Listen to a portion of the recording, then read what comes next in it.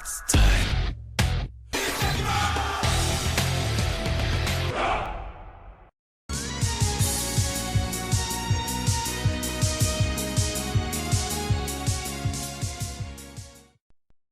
Hey guys, welcome back to another Fire Emblem DLC review. Look, my hair's wet. Yeah, I wasn't really ready for this. I actually recorded this entire video before, but there's two problems. Some of the video footage was corrupted for no apparent reason, and two, it took way too long. So this one's gonna be shorter than the last one. The other one's like 25 minutes, so we're gonna get through this one faster. Alright, let's get to it. As you already saw, today's DLC review is on the Apotheosis chapter. Now, as you might have noticed, I skipped a chapter. All of those other, whatever, the Days of Future Past levels, I don't know what they're called. I skipped those for now. I will come back to them, but I actually wanted to play Apotheosis first just to get a sense for how hard it was. So I did that one first, and let me tell you, it's freaking hard. I mean, I knew it was going to be. It's the hardest chapter in the game, and basically my review at the end is entirely based on that fact. But for those of you who care and were wanting to buy this level, let me tell you a few things about it. And in fact, I'm going to list 5, 6, 8, maybe 10 things about Apotheosis that you need to know before going into this level, because it's just, I didn't know this stuff and I would have wanted to know, okay? So let me tell you them, or I'll kill you. First of all, the level is really freaking hard. We all knew that, but it's not how hard it was, but rather what kind of hard it was that I want to talk to you guys about. I'm a little out of breath now because I just had to run back up and downstairs for the battery. So, basically, it's not that there's a lot of enemies, although sometimes there are. It's not that the enemies are in difficult tactical positions. It's that they all have unfair skills and really high stats. Just to give you an example, all of their stats are at least stat capped with limit breaker. All of them. And certain enemy units, like the leader type units, you know, the ones that are kind of like in the middle of the enemy, like the one promoted unit in the group of all unpromoted units of the same type.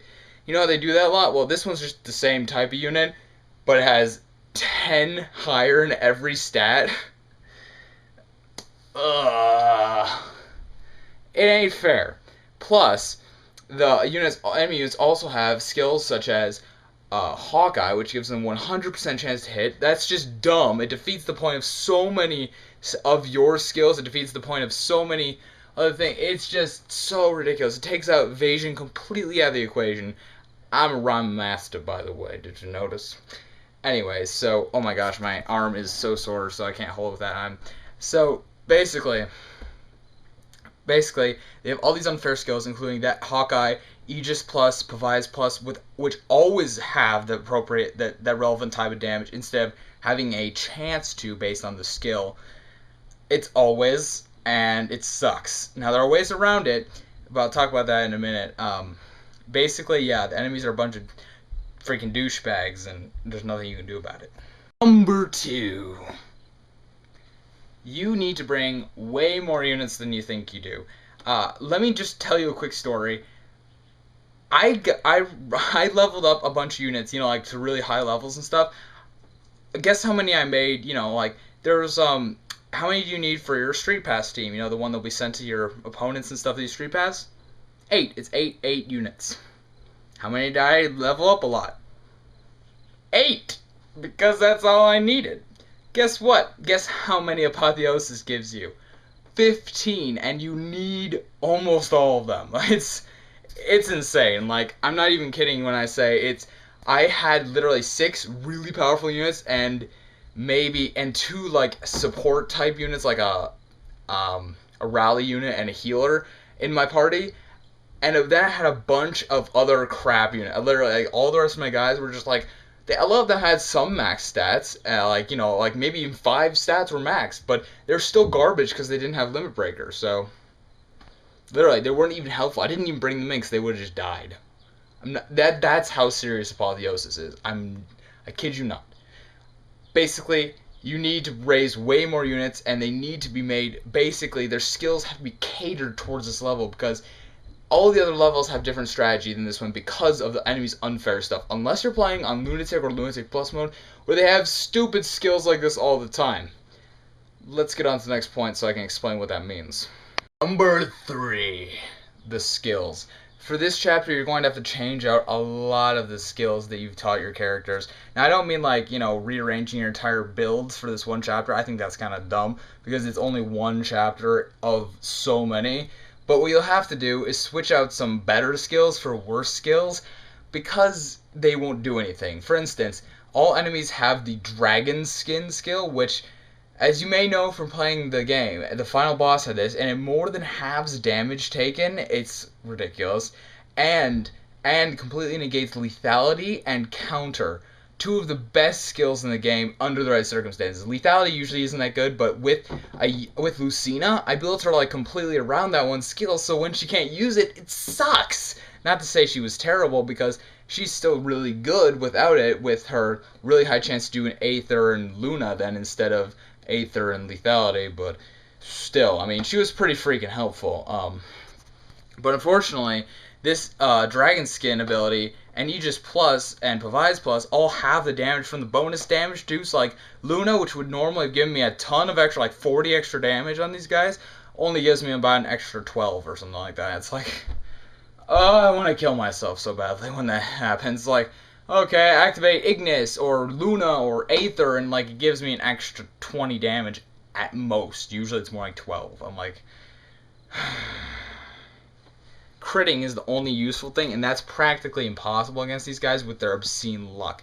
The only way you can make it work is if you have a crazy critical hit setup, like ones I've talked about before and will in the next guide for that matter. So, as a hint, you can try to figure out. I'm posting this guide tomorrow though, so you don't need to guess, but whatever.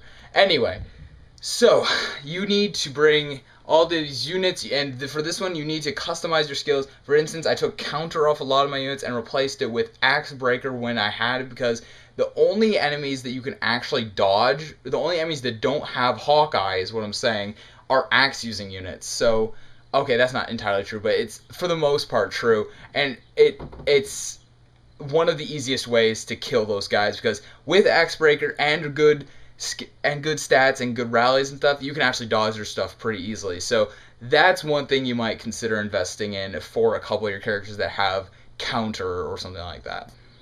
Number 4, you need rallies. You need a whole unit devoted to rallies. I recommend one with good mobility, like a Dark Flyer maybe. It has to be female, because you need to get the perfect rally unit. You need Rally Heart, which is a female-only skill given by the Bride class.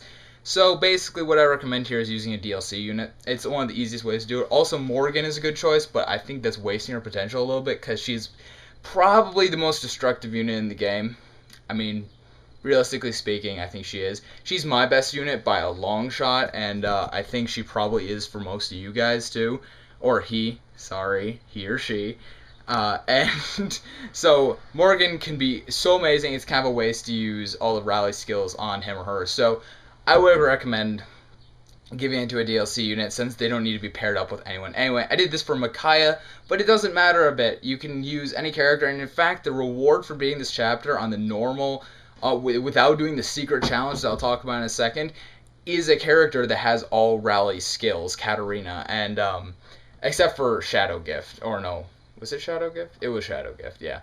Which is cool. Actually, Katarina is a pretty cool DLC unlockable character, and one of the reasons why I actually wanted to beat this one, even though I've never played with her in a real Fire Emblem game, I was like, hey, she seems cool. So there. Anyway, you really need Rally, because it's the only thing that lets you like beat the enemies in terms of skill, like stat points. It's ridiculous. They all have such high stats. It's not even fair, especially like the certain enemies. Some of them have like 70 strength. I'm like, and 70 speed. I'm like, what? So to double those characters, you need characters that have like really high speed, a rally, and a team up, and which is fortunately 5. You need to team up your units at all freaking times. There's never a point I can think of during this chapter when I wouldn't do this.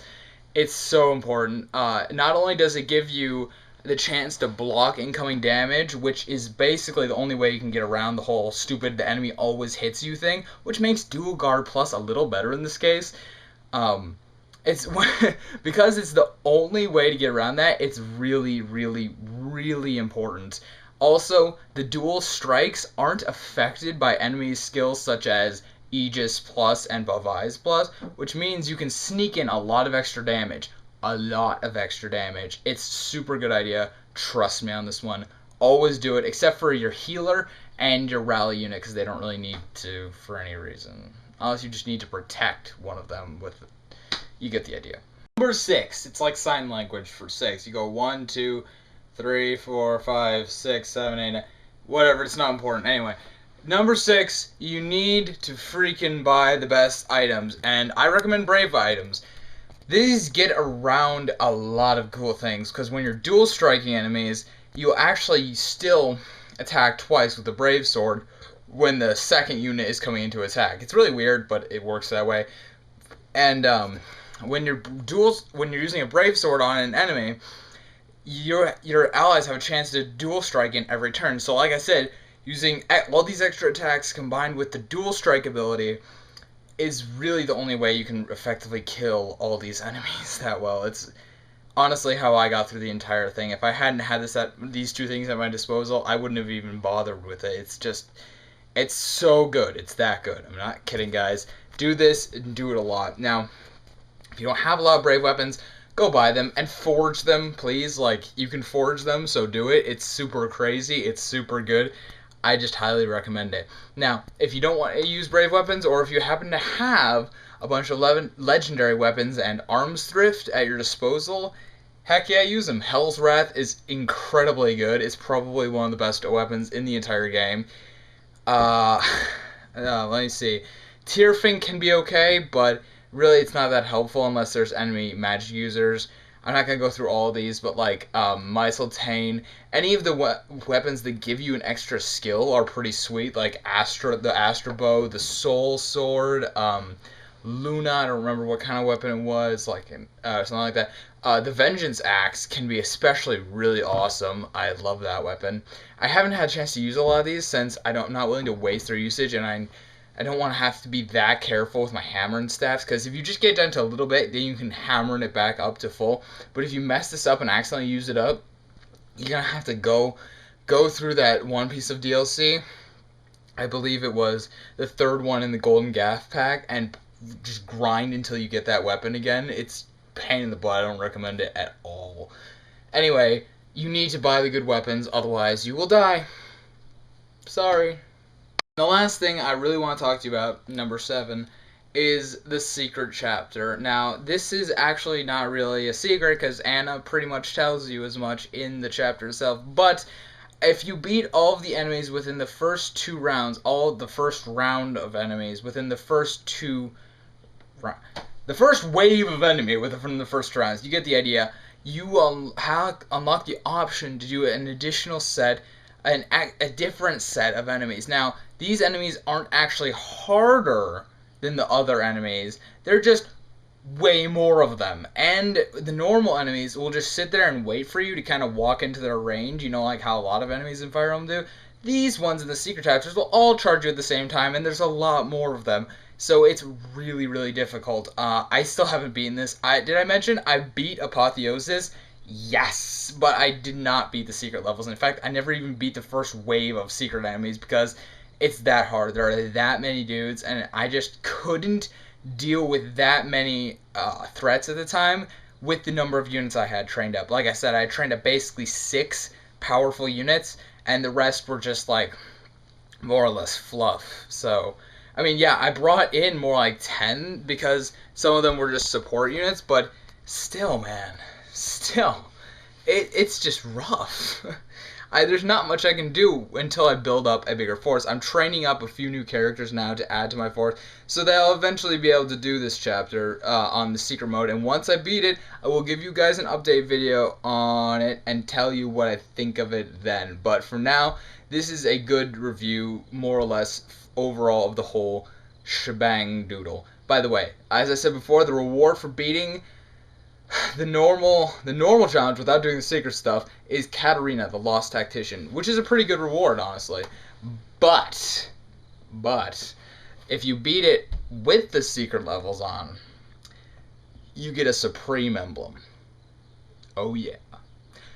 Supreme Emblem does nothing. You can sell it for a lot of cash. I believe it's $99.99, then that basically the maximum amount of money. But that's dumb. You can just spam the DLC chapter, the Golden Gaff DLC for money. That's stupid. You should just keep it as a reminder, as a bragging right, that you are the ultimate tactician. And you should put it on your My Unit in your Street Pass team just to show it off to everybody that's you Street Pass so that they can see how freaking awesome you are. Basically, yeah, that's about it. Anyway,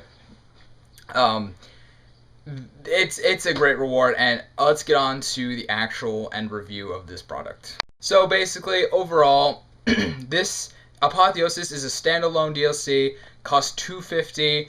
It gives you one chapter, almost two chapters if you want to look at the secret levels as a second, and it's super hard. That basically sums it up. If you want a really, really tough challenge, if you're a super top tier player, this chapter is a must because it finally gives you that way to prove your skills, get another Supreme Emblem other than the one you can get through the Street Pass renown points, which is almost impossible to get that way, but whatever. Apart from that, this is the only other way to get Supreme Emblem, so you can actually have two, which is ridiculous.